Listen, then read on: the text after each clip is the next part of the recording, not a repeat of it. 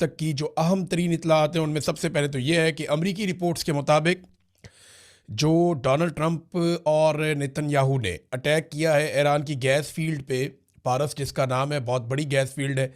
Iran का बहुत हद तक एनर्जी का इसके ऊपर इन्हिसार है, यानी 80% ईरान को कहा जाता है कि गैस यहाँ से मिलती है। जो बिजली की उनकी पैदावार है उसका एक बड़ा हिस्सा यहाँ से पैदा होता है।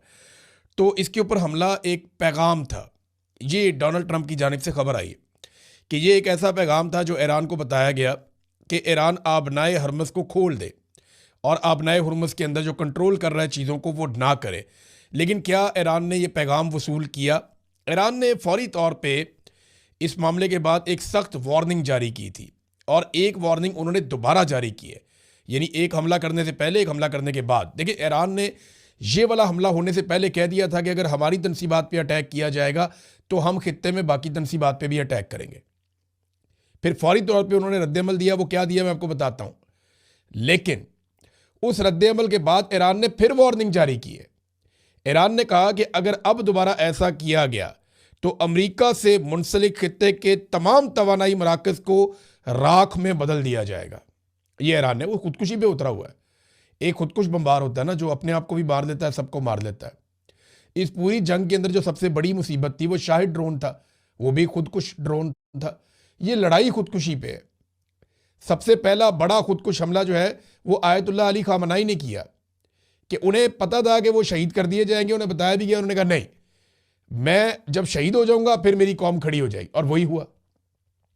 तो ये ईरान, पूरी लड़ाई का जो डिज़ाइन है ईरान का, वो खुदकुशी वाला है। वो कह रहा ठीक है, आप हमें तबाह करें, हम आपको तबाह बर्बाद कर देंगे और अमेरिका की चौधराहट नहीं रहेगी। अब ये लड़ाई इस अंदाज में हो रही है। ईरान ने किया क्या? इसके बाद ईरान ने पहले ये वार्निंग जारी की कि इलाके खाली किए जाएं जहां जहां पे ऑयल फील्ड्स हैं और जहां जहां पे गैस फील्ड्स हैं। और उसके बाद ईरान ने जवाब के तौर पे जो अटैक किया, जो अब तक इतलात आ रही है, ईरान की जानिब से कंफर्मेशन आ जाएगी, लेकिन अरब ममालिक कह रहे हैं कि ये ईरान ने किया। कतर में, सऊदी अरब में और यूएई में जो एनर्जी साइट्स हैं उनके ऊपर हमले हुए हैं और ये शदीद हमले इसराइल के ऊपर भी हो रहे हैं।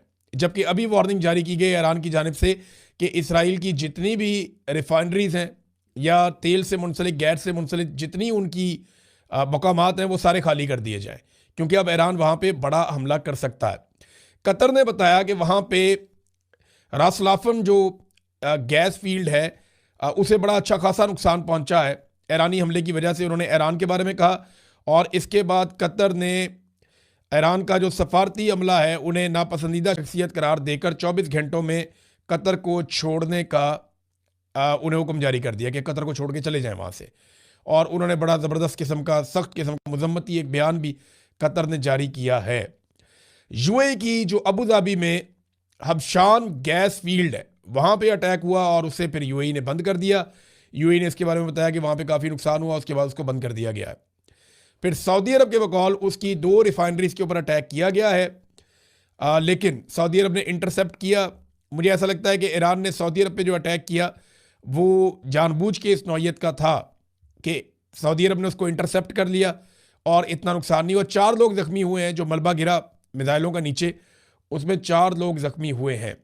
सऊदी अरब ने यह स्टेटमेंट दिया कि ईरान का जो कुछ भरोसा बचा था वो इन हमलों के नतीजे में चला गया। और सऊदी अरब ने यह भी कहा कि वो ईरान के खिलाफ फौजी कार्रवाई का हक महफूज रखता है।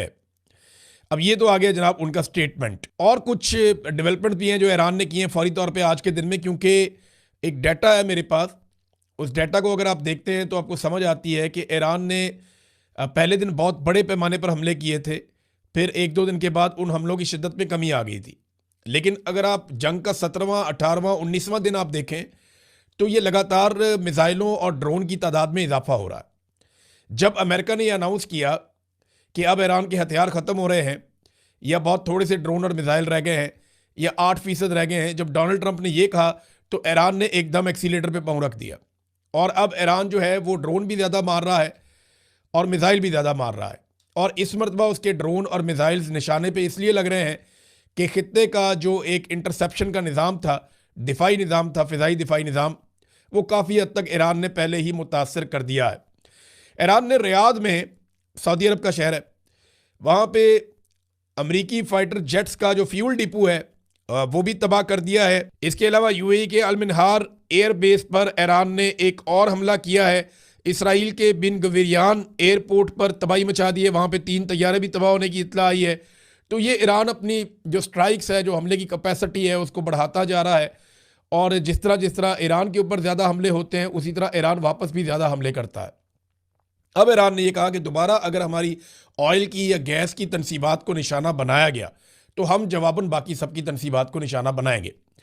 ये ईरान क्यों कर रहा है? क्योंकि सऊदी अरब देखें, ये कहता है कि हमारी सरजमीन से कोई हमला नहीं हो रहा। यही बात जो है वो बाकी ममालिक भी कह रहे हैं कि हमारी सरजमीन से अटैक नहीं हो रहा।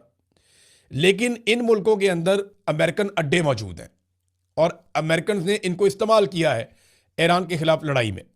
जबकि इसराइल जो है वो जितने भी हमले करता है वो इन्हीं ममालिक की फ़िज़ाई हदूद इस्तेमाल करके करता है।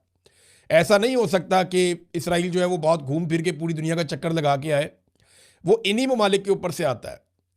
यानी अमरीकी तैयारे जो यूके की फ़िज़ाई हदूद से उड़ के जाते हैं लड़ने के लिए, यूरोपियन ममालिक उन्हें अपनी फ़िज़ाई हदूद नहीं दे रहे।